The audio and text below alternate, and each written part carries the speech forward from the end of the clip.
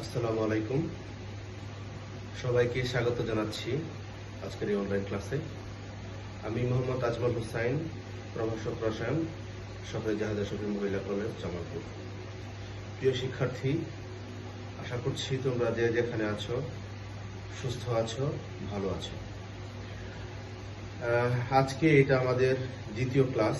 এর আগে আমরা গত ক্লাসে কথা বলেছিলাম নাইট্রেশন বিক্রিয়ার কৌশল নিয়ে, এবং তোমাদেরকে হোমওয়ার্ক দিয়েছিলাম সালফোনেশন এবং ক্লোরিনেশন বিক্রিয়া কিভাবে হয় এবং এই বিক্রিয়ার কৌশল কিভাবে করতে হয়।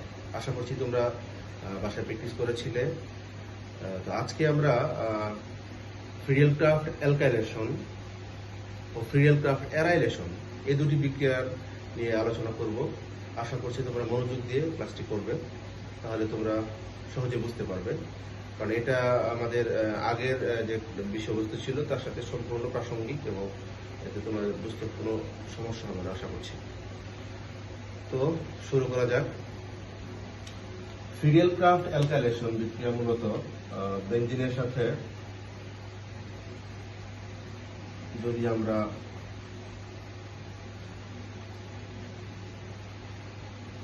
কোনো alkyl halide, benzene, methyl halide বা মিথাইল ক্লোরাইড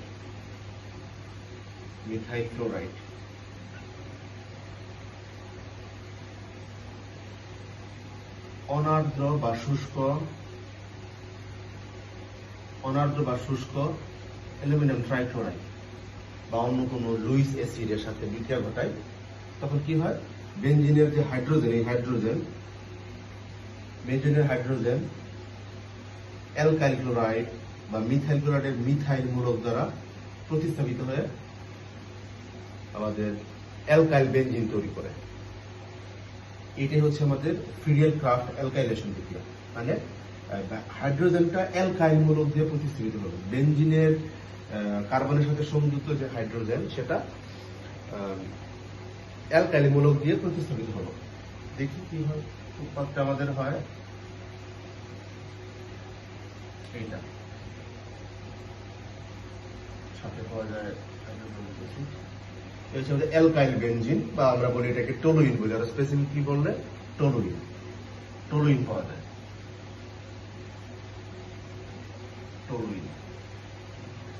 তাহলে কি হলো, হাইড্রোজেনটা মিথাইল মূলক দিয়ে প্রতিস্থাপিত হলো। তাহলে বুঝতেই পারছো সহজে যে এই বিক্রিয়ায় ইলেকট্রোফাইলকে ঠিকই ধরেছ, এই বিক্রিয়ার ইলেকট্রোফাইল হচ্ছে মিথাইল মূলক বা মিথাইল। এটা একটা কার্বোক্যাটায়ন, যেটা ইলেকট্রোফাইল হিসেবে কাজ করে। তো এই বিক্রিয়াটা কেমনে হয়, কিভাবে এই বেনজিন থেকে আমরা টলুইন পাই, এটা আমরা বুঝতে পারবো যদি আমরা বিক্রিয়াটার কৌশলের দিকটি খেয়াল করি। তো কৌশলটা দেখা যাক কিভাবে বিক্রিয়াটা সম্পন্ন হয়। সুপ্রিয় শিক্ষার্থী, ফ্রিডেল ক্রাফট অ্যালকাইলেশন বিক্রিয়া 3 ধাপে সম্পন্ন হয়। আমি দেখাচ্ছি কিভাবে সম্পন্ন হয়। ধাপ 1 এ এসে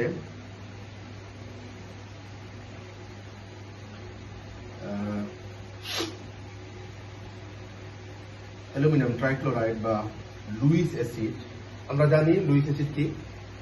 লুইস অ্যাসিড হচ্ছে সেই সকল আয়ন বা অণু বা যৌগ যেগুলো কি একজোড়া ইলেকট্রন গ্রহণ করতে সক্ষম। অ্যালুমিনিয়াম ট্রাইক্লোরাইড সেই ধরনের একটা যৌগ যা কিনা একজোড়া ইলেকট্রন রিসিভ করতে পারে বা গ্রহণ করতে পারে। এই aluminium trichloride, Luis acid, alkyl halide, এক্ষেত্রে মিথাইল ক্লোরাইডের সাথে বিক্রিয়া করবে। কি তৈরি করবে, খেয়াল করো, অ্যালুমিনিয়াম ট্রাইক্লোরাইড এবং মিথাইল ক্লোরাইড। আমরা জানি মিথাইল ক্লোরাইডের এই বন্ধনটা, কার্বন ক্লোরিন এই বন্ধনটা কি হয়, পোলার সমযোজী বন্ধন। পোলার সমযোজী বন্ধন হওয়ার কারণে, এবং এই কার্বন ক্লোরিনের মাঝে কি আছে, লোন পেয়ার হয়ে গেছে 6টা। লোন পেয়ার ইলেকট্রন রয়ে গেছে কয়টা, 6টা। এবং সে যেহেতু ইলেকট্রন পেয়ার অ্যাকসেপ্টর, একজোড়া ইলেকট্রন পেয়ার গ্রহণ করবে, তাই কি করবে, যদি এখান থেকে 2টা ইলেকট্রন অ্যাকসেপ্ট করে তাহলে কেমন হয় খেয়াল করো। তখন এর মধ্যে একটা লুইস অ্যাসিড এবং লুইস ক্ষার একটা কমপ্লেক্স তৈরি হয়। কেমন হয় সেটা দেখো, CH3 Cl, যেহেতু Cl থেকে ইলেকট্রন চলে যাচ্ছে তাই এখানে একটা প্লাস তৈরি হবে, এখানে 6টা ইলেকট্রনের জায়গায় 4টা ইলেকট্রন হবে এবং এইটার সাথে এক ধরনের একটা কমপ্লেক্স তৈরি হবে, একটা অস্থায়ী একটা তৈরি হবে। এটা কেমন লিখতে পারি আমরা, অ্যালুমিনিয়াম ট্রাইক্লোরাইড, এবং এই অ্যালুমিনিয়ামে আমাদের একটা মাইনাস তৈরি, যেহেতু অ্যালুমিনিয়াম এক্ষেত্রে অ্যাকসেপ্ট করছে, মনে রাখতে হবে অ্যাকসেপ্ট করছে অ্যালুমিনিয়াম। আচ্ছা, এবং এইটা থেকে পরবর্তীতে কি তৈরি হয়, আমরা জানি এই বন্ধনটা যেহেতু পোলার সমযোজী বন্ধন, এই বন্ধন থেকে ক্লোরিন এবং ক্লোরিনের তড়িৎ ঋণাত্মকতা কার্বনের চেয়ে বেশি, যে কারণে এই বন্ধনের এই ইলেকট্রন ক্লোরিন কি করে নিজের দিকে শিফট করে নিয়ে নেয়। তোমরা কমেন্ট সেকশনে এসে আমাকে জানাতে পারো তড়িৎ ঋণাত্মকতা কি, ঠিক আছে? তাহলে কি হয়, CH3 চলে যাওয়ার পরে একটা প্লাস তৈরি হয়, কার্বোক্যাটায়ন তৈরি হচ্ছে, বা এটা আমাদের ইলেকট্রোফাইল। আর কি তৈরি হচ্ছে aluminium Cl4, aluminium tetrachloride ion তৈরি হচ্ছে। এই যে আমরা কার্বোক্যাটায়ন পেলাম, মিথাইল কার্বোক্যাটায়ন, এটা হচ্ছে আমাদের কি ইলেকট্রোফাইল।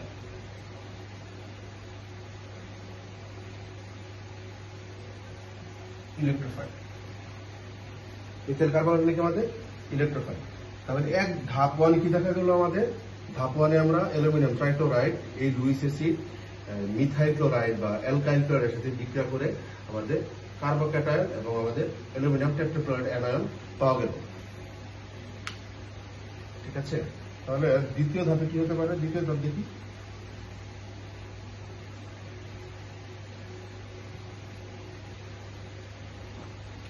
দ্বিতীয় ধাপে হয়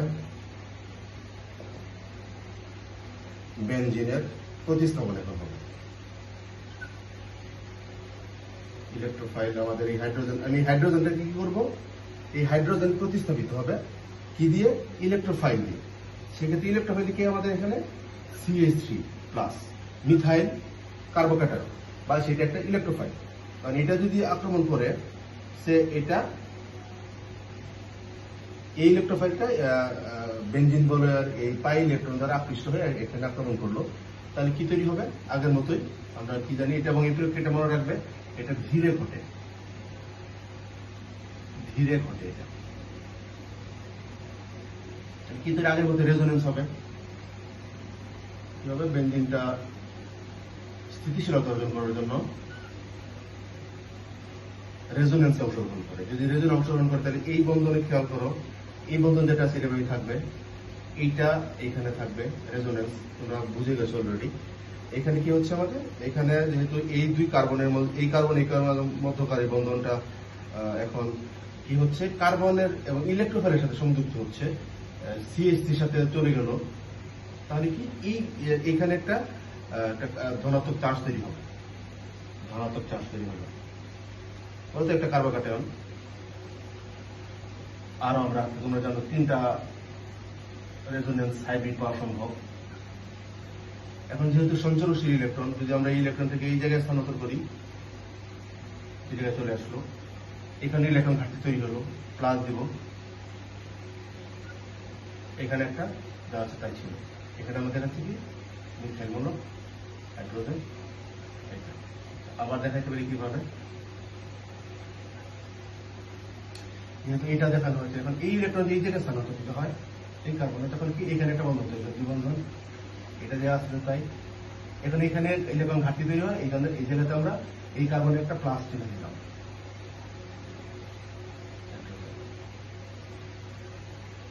এই একটা স্ট্রাকচার, 2 নাম্বার 3। এই 3টা হচ্ছে অন্তর্বর্তী অবস্থা। এই 3টা থেকে আমরা পাইতে পারি একটা, এই 3টা থেকে যদি আমরা একটা ইকুইভ্যালেন্ট স্ট্রাকচার দাঁড় করতে চাই, কিভাবে পাবো সেটা সেটাকে লেখা যায় সিগমা কমপ্লেক্স। আমাদের তোমরা জানো সিগমা কমপ্লেক্স। যেমন দেখা যাবে আমরা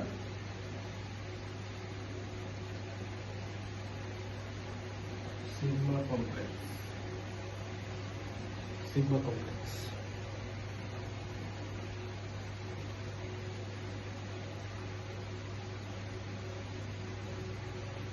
সিগমা কমপ্লেক্স। আচ্ছা, এই সিগমা কমপ্লেক্স আমরা আগে বলেছি যে এই সিগমা কমপ্লেক্স খুবই একটা অস্থিতিশীল একটা অন্তর্বর্তী আয়ন, ক্যাটায়ন, যেটা খুবই সক্রিয় হওয়ার কারণে, এবং এটা নন অ্যারোমেটিক।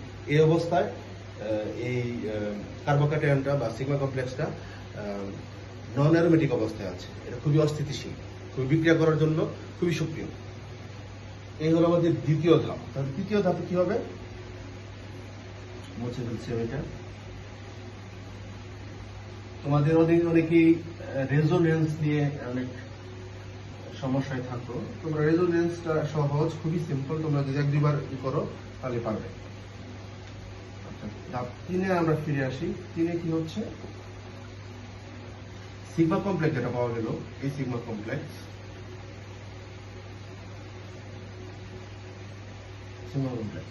আর ওই বিক্রিয়ার মাধ্যমে আমাদের ছিল কি? Aluminium tetrachloride ion. খেয়াল করে দেখো, আমাদের ছিল কি? অ্যালুমিনিয়াম টেট্রাক্লোরাইড আয়ন ছিল।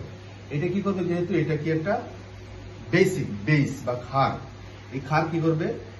এই ক্ষার এই যে সিগমা কমপ্লেক্স, যে আমাদের এই সিগমা কমপ্লেক্স থেকে এই হাইড্রোজেনকে প্রোটন আকারে সরাই নিবে, মানে প্রোটনটাকে গ্রহণ করবে। আমরা জানি কি যে ব্রনস্টেড ক্ষার কি করে?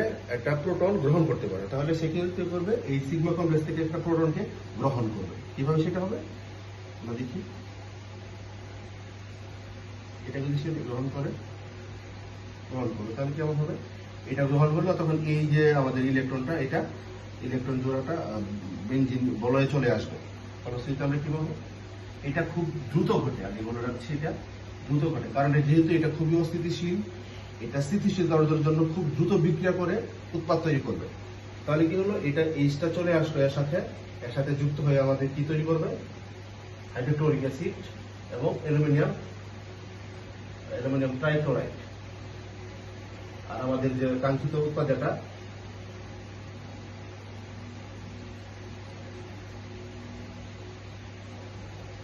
অ্যালকাইল বেনজিন বা টলুইন পাওয়া গেল। এটা হচ্ছে আমাদের কি? ফ্রিডেল-ক্রাফট অ্যালকাইলেশন বিক্রিয়া। তাহলে ফ্রিডেল-ক্রাফট অ্যালকাইলেশন বিক্রিয়া কি দেখা গেল? যে এখানে বেনজিনের যে বেনজিনের কার্বনের সাথে সংযুক্ত হাইড্রোজেনটা অ্যালকাইল মূলক দিয়ে প্রতিস্থাপিত হয়ে আমাদের অ্যালকাইল বেনজিন বা টলুইন পাওয়া গেছে। এই ছিল আমাদের ফ্রিডেল-ক্রাফট অ্যালকাইলেশন বিক্রিয়ার কৌশল। আশা করছি তোমরা এখানে প্রত্যেকটা বিষয় বুঝতে পেরেছো, কারণ আজকের এই টপিকটা এবং এই আগের আলোচিত বিষয়ের সাথে সম্পূর্ণ মিল রয়েছে এবং তোমরা সহজেই বোঝার কথা আর কি।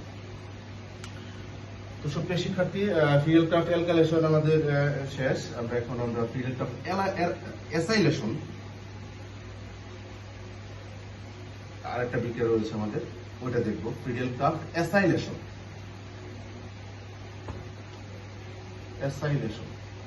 তার মানে বোঝাই যাচ্ছে, নাম শুনে বোঝা যাচ্ছে যে আগে যেমন ফ্রিডেল-ক্রাফট অ্যালকাইলেশন অ্যালকাইল মূলক যুক্ত হয়েছিল, এখন কি হবে? বেনজিনের হাইড্রোজেন পরমাণুটা অ্যাসাইল মূলক দিয়ে প্রতিস্থাপিত হবে। হাইড্রোজেনের জায়গায় অ্যাসাইল মূলক বসে যাবে। তাহলে সেটা কি হবে? আমাদের আমরা কিটোন একটা পাবো, যে প্রতিস্থাপিত যে যৌগটা তৈরি হবে সেটা হবে এক ধরনের ketone.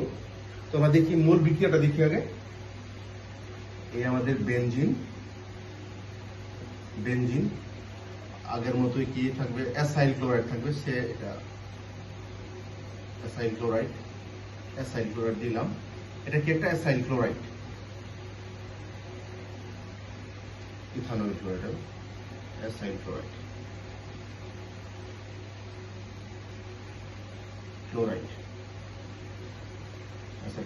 অনার্দ্র aluminium trichloride, dry aluminium ট্রাইক্লোরাইডের উপস্থিতিতে কি তৈরি করবে? এখানকার এই হাইড্রোজেন কি হবে? অ্যাসাইল মূলক দ্বারা প্রতিষ্ঠিত হবে। অ্যাসাইল মূলক হচ্ছে এটাকে বলা হয় অ্যাসাইল মূলক, CH3CO, এটাকে বলা হয় কি অ্যাসাইল মূলক। তাহলে কি হাইড্রোজেনের জায়গায় অ্যাসাইল মূলক চলে আসবে, এটা হচ্ছে আমাদের অ্যাসাইল মূলক। অ্যাসাইল মূলক তাহলে আমরা দেখি কি উৎপাদ পাই আমরা। এখানে চলে আসছে আমাদের, যদি আমরা দেখাই সি অ্যাসাইল এবং সাথে থাকতে আমাদের এই হাইড্রোজেনের সাথে ক্লোরিন যুক্ত হয়ে আমাদের HCl তৈরি করবে। HClটা আমাদের কোনো গুরুত্বপূর্ণ বিষয় না। আচ্ছা, তাহলে এইটা হচ্ছে আমাদের অ্যাসাইল বেনজিন। অ্যাসাইল বেনজিন বা আমরা আরো যে নামকরণ করি মিথাইল ফিনাইল কিটোন, এক ধরনের কিটোন এটা মূলত। এটা আমাদের অ্যাসাইল বেনজিন, অ্যাসাইল বেনজিন পাওয়া গেল। এটা কি আমাদের একটা মূল উৎপাদ। তাহলে এই মূল উৎপাদটা কিভাবে পাওয়া যায় এটা বোঝা যাবে যদি আমরা বিক্রিয়াটা কৌশলের দিকে একটু তাকাই। এই বিক্রিয়াটি আগের মতো 3টি ধাপে সম্পন্ন হয়। আমি খুব দ্রুত যাবো, যেহেতু তোমাদের সাথে এই বিষয় নিয়ে অনেকবার কথা বলেছি। আশা করছি তোমরা সহজে বুঝতে পারবে। কেমন? অ্যাসাইল বেনজিন কিভাবে পাওয়া যায়, আগের মধ্যে 3 ধাপে সম্পন্ন হয়। ধাপ 1, এক ধাপে কি হয়, অ্যালুমিনিয়াম ট্রাইক্লোরাইড, এটা কি আমাদের লুইস অ্যাসিড। এই অ্যালুমিনিয়াম ট্রাইক্লোরাইড একটা লুইস অ্যাসিড, এর সাথে কি হবে অ্যাসাইল ক্লোরাইড, মিথাইল ক্লোরাইড যদি আমরা তৈরি হলো। আমরা জানি কি ক্লোরিনের রয়েছে এরকম 3 জোড়া মুক্ত জোড় রয়ে গেছে। আর যেহেতু এটা যে একটা অ্যাসিড, তাহলে কি 1 জোড়া ইলেকট্রন সে কি করতে পারে, গ্রহণ করতে পারে। আমরা দেখি কিভাবে সেটা হয়। যদি একে দেয় তাহলে কি তৈরি হয়, সেটা এই ধরনের একটা মানে সমাবস্থা বিরাজ করে। এই ভাবে কি তৈরি হয়, CH3COCl। যেহেতু এখান থেকে 1 জোড়া ইলেকট্রন সরে যাচ্ছে, এটা ঘনত্ব চার্জ তৈরি হবে এবং এখানে দুই জোড়াই থাকবে এবং এটার সাথে অ্যালুমিনিয়াম Cl3, এখানে একটা মাইনাস তৈরি হবে। বুঝতে পারছো তোমরা নিশ্চয়ই তোমরা। এটা কেন হচ্ছে, এটা হচ্ছে কমপ্লেক্স, এটা একটা কমপ্লেক্স অবস্থা। এক্ষেত্রে এটা হচ্ছে কি লুইস অ্যাসিড, এটা লুইস ক্ষার। এবার এটাকে বলা হচ্ছে লুইস অ্যাসিড লুইস ক্ষার complex. Lewis acid Lewis acid Lewis ক্ষার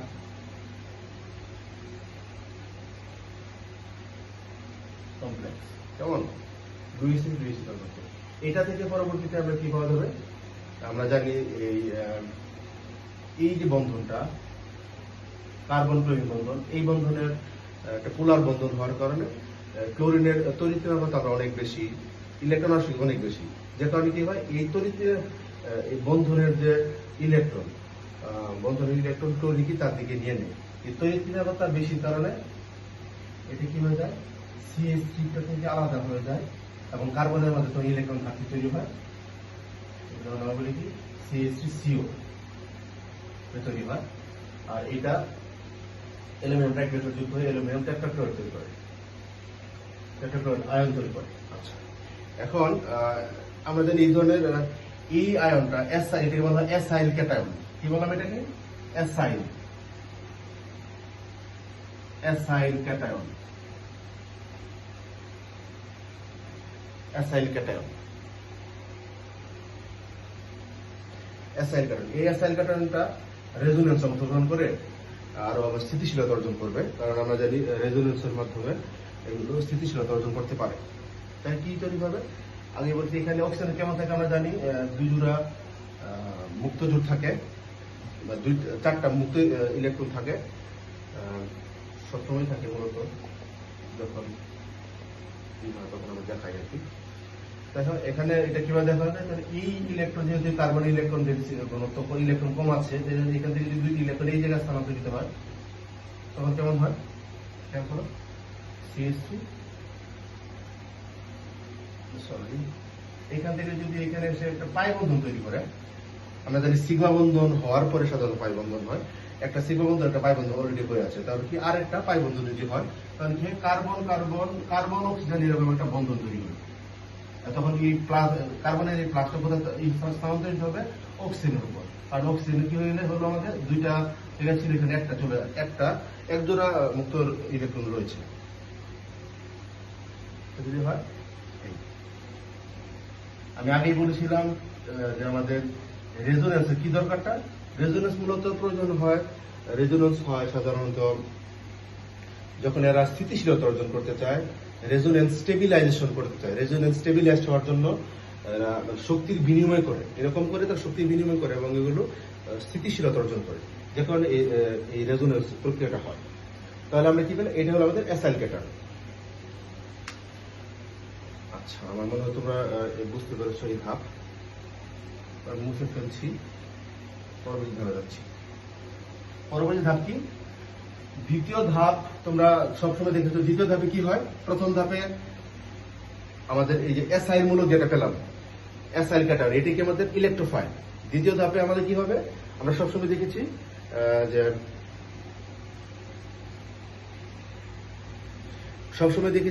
যে দ্বিতীয় ধাপে ইলেকট্রোফাইল কি করে? বেনজিনকে আক্রমণ করে। তাহলে দেখি দ্বিতীয় ধাপে কি হয়? হাইড্রোজেন আগের মতো খুব দ্রুত যাবো এখন আমি। কি করবে এখানে? আক্রমণ করে। যদি কিছু আগের মতো রেজোনেন্স হবে। আমি রেজোনেন্স এখন দেখাতে চাচ্ছি না, বারবার দেখানো হয়েছে, আগে দেখানো হয়েছে। আচ্ছা, আবার তোমার দেখাচ্ছি এবার আমি। কি হবে? কার্বনের সাথে বেনজিনের কার্বনের সাথে একটা সিগমা বন্ধন তৈরি করবে আগের মতোই, COCH3 হাইড্রোজেন।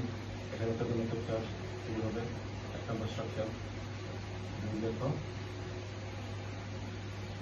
এটা যদি এখানে স্থানান্তরিত হয় তখন এখানে কি বন্ধন আসে? এখানে তোমরা আগে দেখেছো, এটা কয়েকবার বলা হয়েছে হাইড্রোজেন।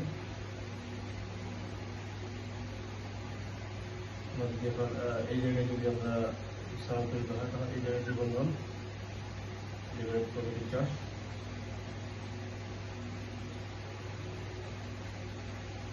হাইড্রোজেন। এটা হচ্ছে কি আমাদের একটা স্ট্রাকচার, দুইটা স্ট্রাকচার, তিনটা স্ট্রাকচার। এই তিনটা কি পরস্পরের এগুলো কি রেজোনেন্স সংকর। রেজোনেন্স সংকর হওয়ার পর এটা একটা সমতুল্য। এই তিনটাকে আমরা যদি কম্বাইন্ডলি লিখি সেটাকে বলা হয় কি? আমাদের আগের মতো আমাদের লিখবো আমরা sigma complex, COCH3 CO equivalent. এটা মনে হয় তিনটা কান দিয়ে বলে ইকুইভ্যালেন্ট। তাহলে এখানে কি? এটা সিগমা কমপ্লেক্স হলো আমাদের সিগমা কমপ্লেক্স। আগে বলেছি এই সিগমা কমপ্লেক্সটা খুবই অস্থিতিশীল বা খুবই সক্রিয়। এটা বিক্রিয়া করার জন্য খুবই সক্রিয় অবস্থায় আছে। এই হলো আমাদের 2 নম্বর ধাপ। এখন আমরা তৃতীয় ধাপে যদি ফিরে আসি, তৃতীয় ধাপে কি হবে?